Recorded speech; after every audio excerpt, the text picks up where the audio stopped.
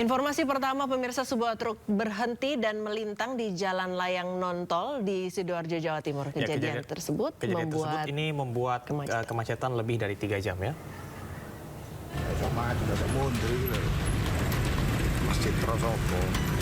Kemacetan panjang terjadi di jalur Mojokerto-Surabaya non-tol.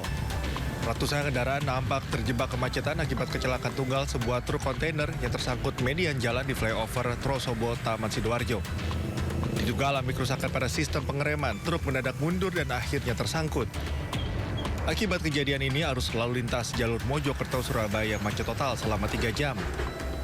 Kemacetan panjang mengular hingga lebih dari 5 km mencapai kawasan bypass Krian Sidoarjo. Setelah 45 menit, truk kontainer akhirnya berhasil dievakuasi. Kiri banyak sepeda, saya kan jalur kiri, jalan lambat, banyak sepeda belakang, saya lihat kok motor saya kan langsung jos hilang anginnya, terus langsung mundur, saya lihat kiri kok sepion kiri banyak sepeda, langsung tak terkuat. Usai truk dievakuasi, arus lalu lintas jalur Mojokerto-Surabaya melalui kawasan Trosobo, Taman Sidoarjo berangsur normal. Dari Sidoarjo, Jawa Timur, Pramono Putra, iNews melaporkan. Pemirsa, sebuah truk yang mengangkut belasan emak-emak yang hendak bekerja ditabrak truk tronton dari bagian belakang di Tangerang, Banten. Ya, akibat kejadian tersebut, emak-emak terpental dan 1 korban tewas di lokasi kejadian.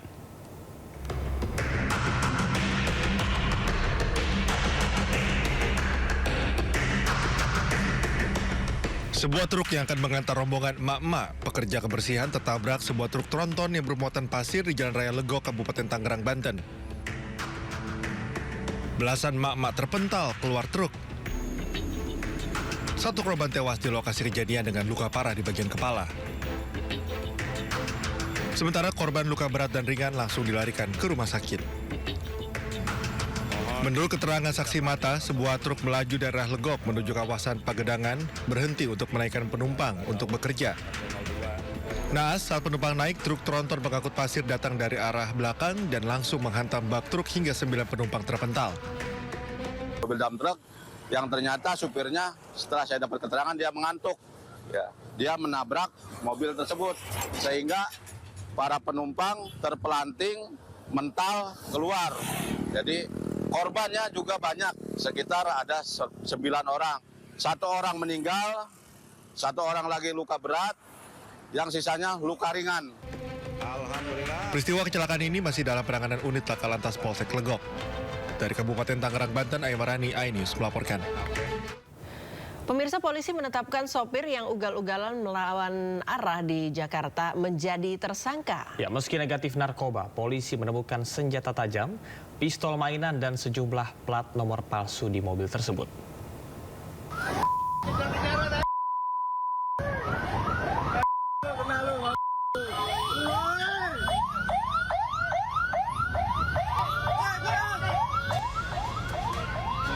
Polisi mengejar minibus yang melaju ugal-ugalan karena dicurigai menggunakan plat nomor palsu.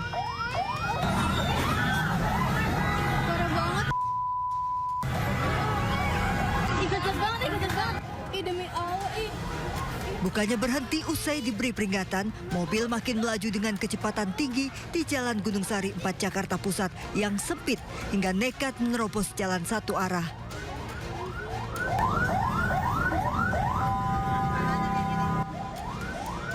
Sopir kemudian putar balik di jalur sama dan tancap gas ke arah Ancol hingga terjebak macet. Tak mau berhenti dikejar warga, sopir nekat menabrak kendaraan lain dan membuat pengendara lain terluka hingga menjadi sasaran amuk warga.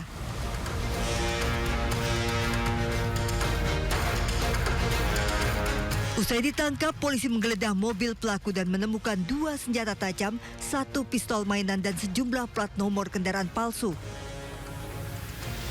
Meski hasil tes urin negatif, pelaku ditetapkan tersangka karena berkendara ugal-ugalan. Di mana saat kejadian memang pengendara tidak sendiri, ada 1 penumpang wanita bersamanya. Dan kita langsung melakukan penggeledahan di dalam mobil yang digunakan oleh pengendara, didapati ada 4 buah atau 4 pasang TNKB.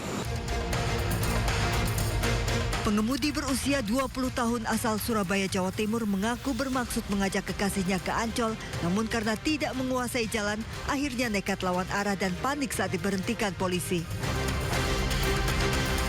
Karena saya nggak bawa SIM, nggak punya SIM sama nggak bawa STNK.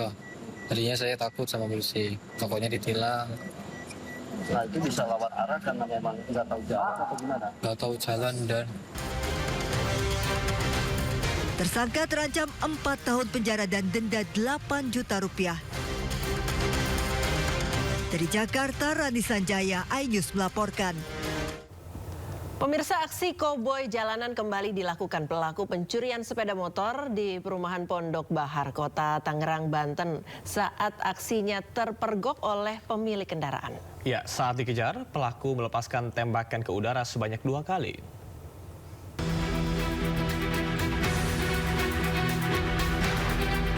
Video CCTV pelaku dikejar dan lepaskan tembakan. Dari rekaman CCTV di salah satu rumah warga perumahan Pondok Bahar ini terekam jelas pelaku pencuri motor yang berjumlah 2 orang. Aksi mereka terbilang nekat karena dilakukan saat kondisi ramai masyarakat hendak berburu makanan berbuka puasa. Terlihat satu pelaku mendorong sepeda motor namun diketahui pemiliknya dan berteriak. Pelaku panik lalu melarikan diri dengan meninggalkan sepeda motor curiannya. Melihat pemilik terus mengejar, salah satu pelaku menodongkan senjata api sebelum akhirnya melepaskan tembakan sebanyak 2 kali ke udara. Terancam dengan tembakan, pemilik motor berhenti mengejar lalu menyelamatkan sepeda motor miliknya yang gagal dicuri. Kebetulan kan memang jamnya mau nyari tajil. Pada saat saya putar balik saya mau ke depan, kok saya lihat ini kayak motor saya didorong-dorong di situ. Ya saya spontan refleks, saya teriak maling. Pelakunya itu Nembakin di nggak jauh dari, nggak nyampe 50 meter, yang bawa motor itu nembakin ke atas. Sekali, maju lagi 20 meter, dia nembak lagi sekali karena saya kejar. Insiden pelaku pencuri motor melepaskan tembakan membuat warga resah, terlebih aksi pelaku terbilang rapi, layaknya tamu dan bukan pelaku kriminalitas. Warga perumahan Pondok Bahar berharap ada perhatian dari pihak kepolisian untuk rutin melakukan patroli terlebih di bulan suci Ramadan. Dari Tangerang, Banten, Sukron, iNews melaporkan. Ke informasi selanjutnya, pemirsa, sebuah toko sembako di desa Kecamatan Mojosari, Kabupaten Mojokerto, Jawa Timur menjadi sasaran pencurian. Ya, pelaku yang memakai sarung dan peci mengambil minyak goreng, beras, dan kebutuhan pokok lainnya.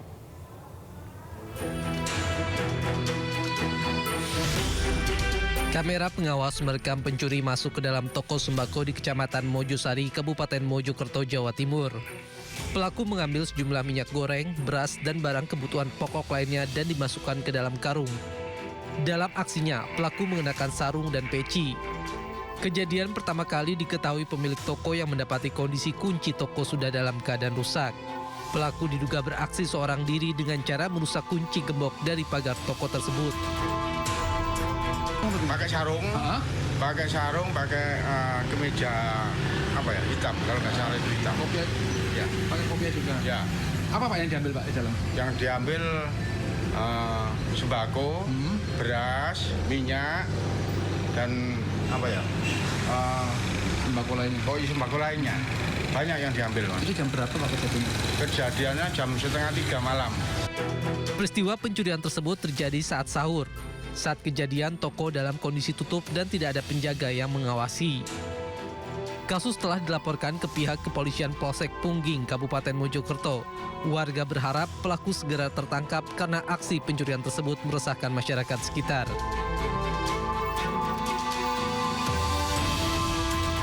Waduh, ini sangat disayangkan ya Priska ya. Memang atribut keagamaan ini justru dijadikan sebagai tameng untuk bisa mencari ataupun juga melakukan tindak kriminal termasuk pencuri ya. Iya, tapi mungkin ini justru dipakai oleh pelaku kejahatan untuk menyamar begitu supaya orang lain tidak curiga. Ya, ini saya jadi ingat tahun lalu ada seorang ibu-ibu juga yang menggunakan hijab panjang, tapi justru di dalam jilbab hijab panjangnya dipakai buat nyimpen. Iya, dan sudah tersistematisasi, jadi ada kantung-kantung khususnya. Artinya kan sudah ada niat jahat. Banyak kompartemennya ya. Itu dia ya. Dan mudah-mudahan ini jadi pengingat untuk kita semua bahwasanya jangan sampai, ini kayaknya dosanya double, sudah mencuri dan juga menggunakan atribut keagamaan. Ya. Dan juga pelaku pedagang maksud saya mungkin perlu berhati-hati juga karena belum tentu yang tampilannya baik bermaksud baik. Itu dia ya, tetap harus waspada ya. Oke, kita ke informasi lain. Pemirsa, seorang mahasiswi Universitas Islam Negeri Sultan Syarif Qasim, Riau, ini dibacok oleh seorang mahasiswa yang diketahui satu fakultas dengan korban. Korban yang bersimbah darah kritis, sementara pelaku berhasil diamankan polisi.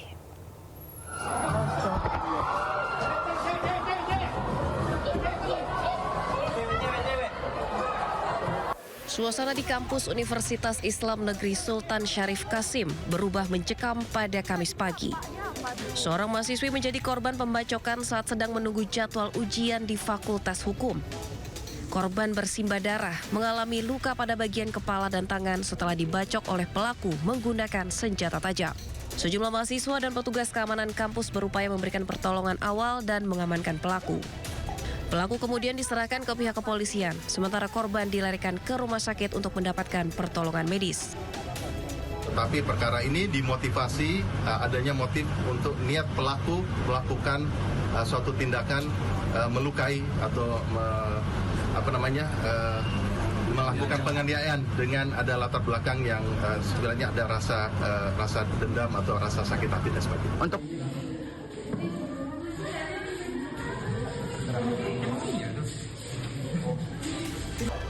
Dari hasil penyelidikan sementara, kejadian diduga berkaitan dengan masalah asmara antara pelaku dan korban. Namun polisi masih terus mendalami motif sebenarnya dari tindakan kekerasan yang terjadi di kampus tersebut. Dari Pekanbaru Riau, Indra Yusrizal, iNews melaporkan. Sementara itu pemirsa, seorang suami menghabisi nyawa istrinya di rumahnya di Tanjung Pinang, Kepulauan Riau. Ya, diketahui pelaku merupakan residivis kasus pembunuhan pada tahun 2017 lalu. Warga perumahan Bintan Permata Indah, Tanjung Pinang, Kepulauan Riau digegerkan dengan tewasnya ibu rumah tangga di dalam rumahnya. Kecurigaan berawal saat anak korban yang baru pulang kerja tidak menemukan ibunya. Kecurigaan semakin kuat setelah ditemukan bercak darah di dalam rumah, tepatnya di sekitar meja dan sofa di ruang tamu. Setelah dilakukan pencarian, korban ditemukan sudah tidak bernyawa dengan sejumlah luka di tubuhnya. Korban diduga dibunuh oleh suaminya bernama Nasrun. Pelaku yang sempat kabur berhasil ditangkap oleh unit Jatanras Polresta Tanjung Pinang di Jalan Raya arah Tanjung Uban, Bintan. Diketahui pelaku merupakan residivis kasus pembunuhan pada tahun 2017. pelaku diamankan jam berapa Pak tadi Bang? Ya, 3 jam setelah kejadian. Bang, ini betul korbannya dimutasi sama pelakunya Bang? Besok kita sampaikan. Tapi memang ada dugaan ke situ Bang? Korban Nanti. Oke, thank you ya. Dia lagi ngapain tadi ditangkap? Besok kita jelaskan. Bang, ini memang pelaku yang pembunuhan janda pada tahun 2017 lalu? Begitulah demikian. Pihak kepolisian masih melakukan penyelidikan untuk mengungkap motif pembunuhan tersebut. Pemirsa, Pengadilan Negeri Pelalawan Riau digemparkan dengan kaburnya tahanan kasus narkotika. Ya, terpidana melarikan diri setelah diputus bersalah oleh pengadilan.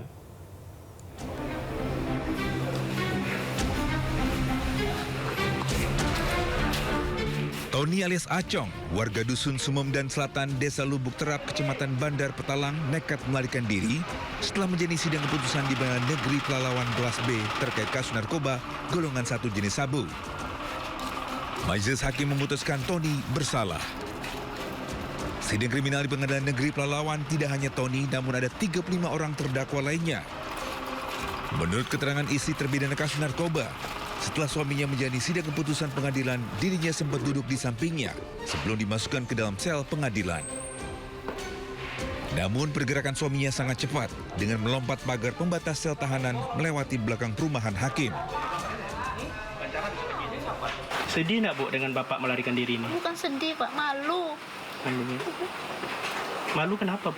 Udah tersebar di sana. Kalau Bapak melarikan diri? Ditangkap kemarin udah malu. Ini tambah lagi yang kedua. Melarikan diri ya? Di sekolah udah malu anak saya ini.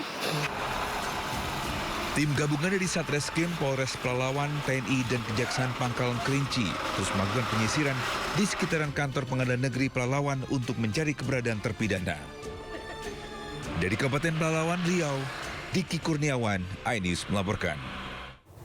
Pemirsa, polisi berhasil membongkar sindikat narkoba jaringan internasional di Serang, Banten. Ya, 3 pelaku dan belasan kilogram barang bukti narkoba siap edar berhasil diamankan.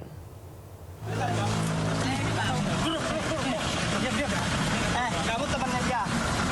Buka. Apa ini? Inilah detik-detik penangkapan terduga pengedar narkoba jaringan internasional oleh petugas Direktorat Reserse Narkoba Polda Banten. Pada lihat. Apa itu? Apa ini? Petugas langsung mengamankan pelaku beserta barang bukti di lokasi. Dalam pengungkapan ini, petugas menyita sabu seberat 4,7 kg dan ganja seberat 7,5 kg. Selain itu, diamankan pula 30 cartridge rokok elektrik mengandung etomidet dengan berat total 39,2 gram. Petugas juga menyita obat-obatan daftar G tanpa izin edar sebanyak 5.015 butir, terdiri dari 2.643 butir tramadol dan 2.372 butir heximer. Dari hasil pengembangan, sebanyak 4,7 kg sabu diketahui berasal dari jaringan internasional Malaysia dengan 3 tersangka, 2 diantaranya berperan sebagai kurir. Dan kami berharap juga ke depan akan lebih maksimal. Mohon doanya, kita masih dalam pengembangan dan juga kita terapkan kerjasama kolaborasi dengan instansi-instansi terkait yang bisa membantu memberikan informasi dan lain sebagainya. Atas perbuatannya, para pelaku dijerat pasal 114 Undang-Undang Narkotika dengan ancaman hukuman mati. Dari Serang, Banten, Maesa Apriandi, iNews melaporkan. Nah, ini adalah kita ke informasi yang tadi kita bicarakan di awal. Singgung di awal ya. Jadi memang seorang ibu ini sudah menjadi tersangka yang mana merupakan ibu tiri dari Nizam Syafei. Beliau merupakan ASN P3K di Kementerian Agama Kabupaten Sukabumi, Jawa Barat yang terancam dipecat. Ya, TR ditetapkan sebagai tersangka karena diduga sudah menganiaya anak tirinya itu hingga meninggal dunia.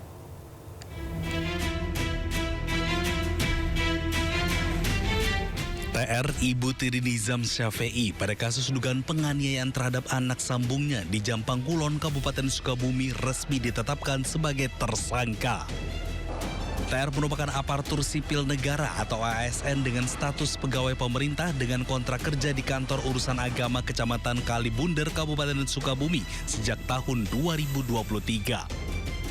Pihaknya menyampaikan jika TR terbukti bersalah akan ada langkah yang diambil terkait status kepegawaiannya.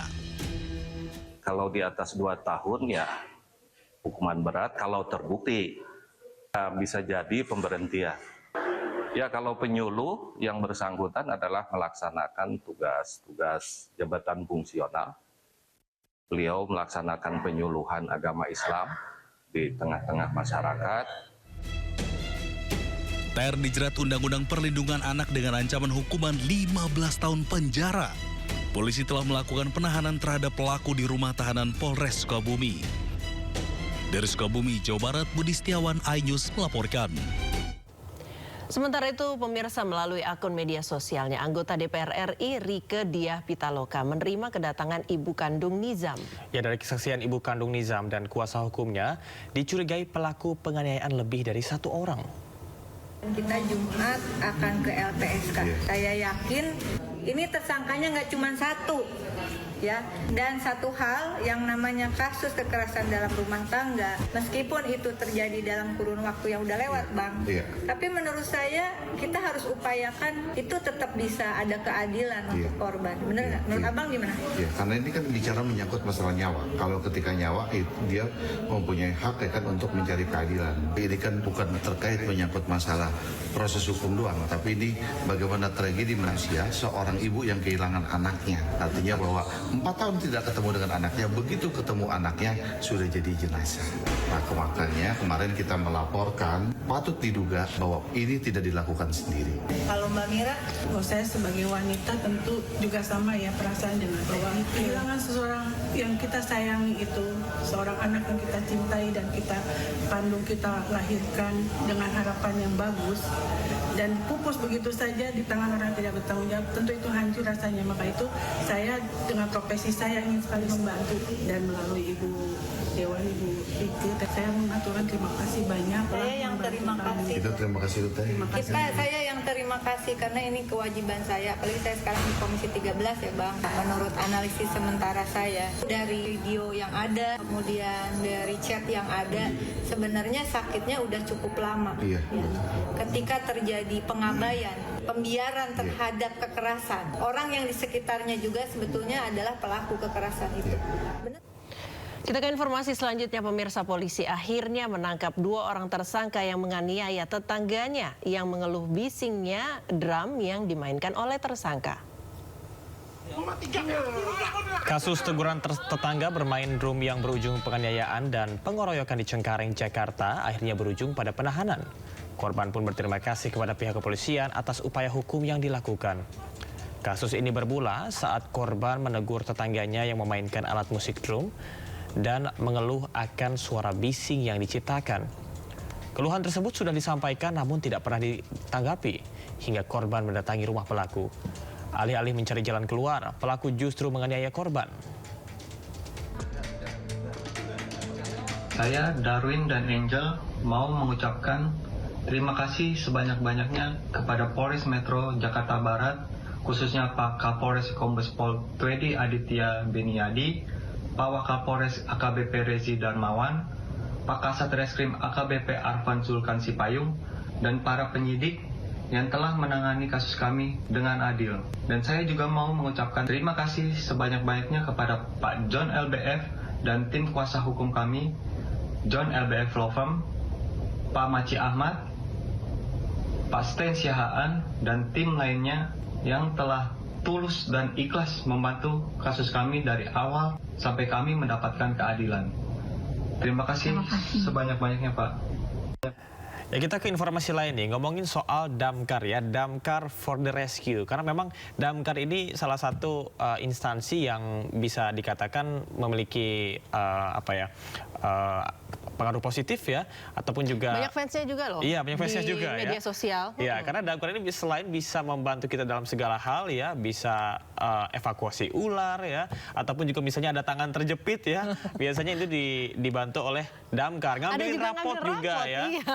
Nemenin wisuda. Oke, dan sekarang Damkar ini ada tambah lagi di membantu kita seperti informasi yang satu ini, Priska ya. Ya, seorang petugas Damkar viral usai menjelaskan fungsi dari helm untuk melindungi kepala, bukan untuk menghancurkan kepala, pemirsa. Video petugas Damkar tersebut viral dan diduga merespon kasus oknum Brimob yang menganiaya pelajar menggunakan helm. Gue mau ngasih tahu lo, ini namanya helm. Gunanya itu buat ngelindungin kepala, bukan buat ngancurin kepala warga. Katanya bulan puasa setan keluar dari penjara. Kok masih ada?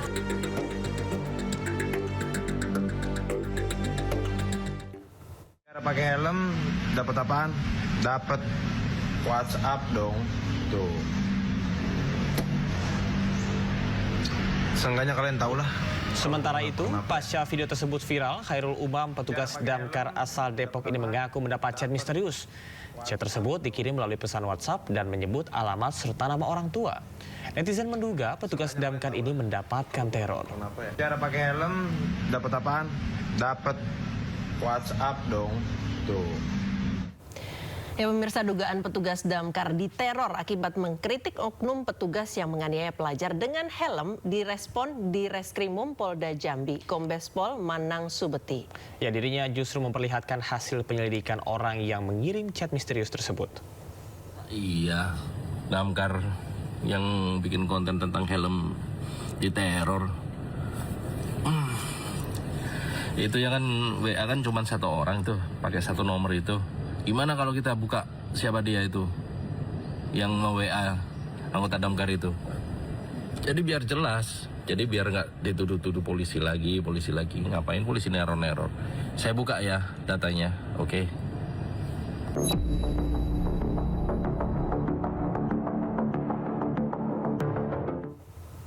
Ya pemirsa, sebelumnya oknum Brimob yang diduga menganiaya siswa hingga tewas ditetapkan sebagai tersangka. Ya, pelaku telah dipecat tidak dengan hormat dan terancam hukuman 15 tahun penjara.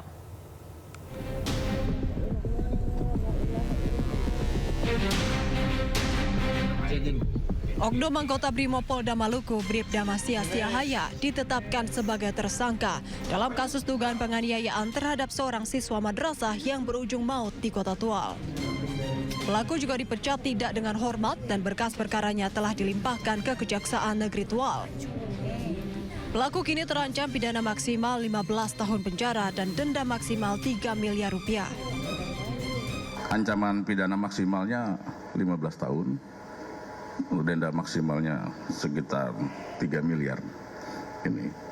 Namun nanti itu proses ada di saat peradilan, saat persidangan. Jadi sekarang ini baru tahap penyerahan berkas dan penelitian kelengkapan formil dan material oleh kawan-kawan Jaksa Penuntut Umum di Kejaksaan Negeri Tual. Polri juga memastikan keluarga korban mendapatkan pendampingan serta perlindungan yang diperlukan selama proses hukum berlangsung. Sebelumnya, Bribka Masias diduga menganiaya korban bersama kakaknya yang dituduh terlibat balap liar.